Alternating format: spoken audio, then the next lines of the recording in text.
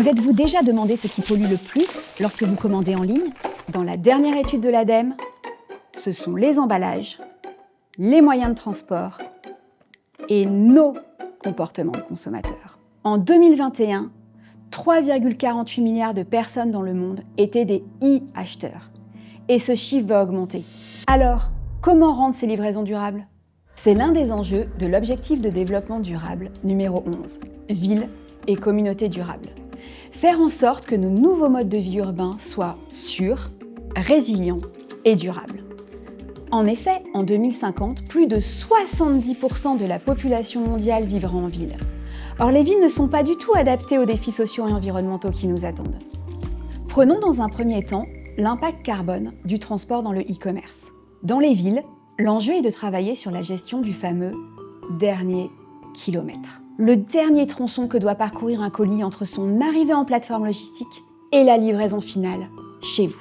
Ce dernier kilomètre a un impact à la fois sur la congestion dans les villes, la santé des habitants avec la pollution, mais aussi sur le changement climatique avec les émissions de CO2 équivalents.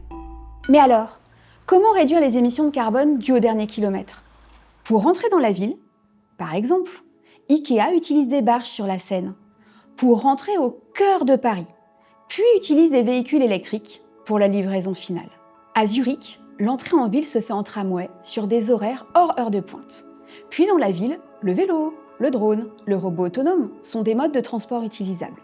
Vous l'avez compris, ceci nécessite une adaptation de la logistique qui entraîne d'autres conséquences. L'utilisation croissante du vélo crée également des problèmes de congestion.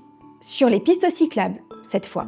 Alors les plans d'urbanisme doivent être repensés. En élargissant par exemple les pistes cyclables pour les vélos cargo, ou en prévoyant des infrastructures adaptées pour ces livreurs du dernier kilomètre, comme des toilettes ou des abris. De manière générale, c'est toute la législation qui doit être adaptée pour répondre aux besoins d'améliorer les conditions de travail des livreurs de ces derniers mètres. Le phénomène d'ubérisation dont ils sont issus a créé effectivement une nouvelle forme de précarité. Parlons d'une autre cause majeure, les emballages. En plus de générer de nombreux déchets, ils entraînent eux-mêmes d'autres transports et process de recyclage. L'idée, c'est de proposer des emballages réutilisables. Peut-être que vous le faites déjà sur Vinted ou en utilisant les colis e-pli ou repack, mais la meilleure solution reste encore d'éviter le suremballage.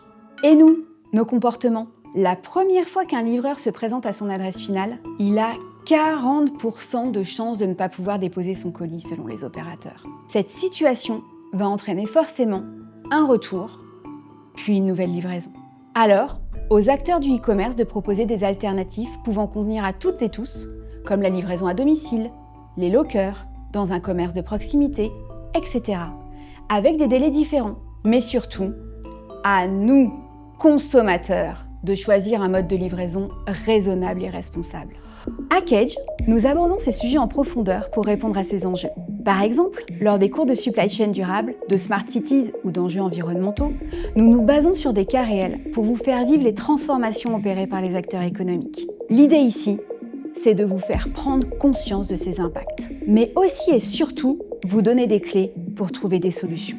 À vous d'être des acteurs au niveau personnel et professionnel pour construire les villes et communautés durables de demain. Ensemble, nous pouvons, vous pouvez changer les choses.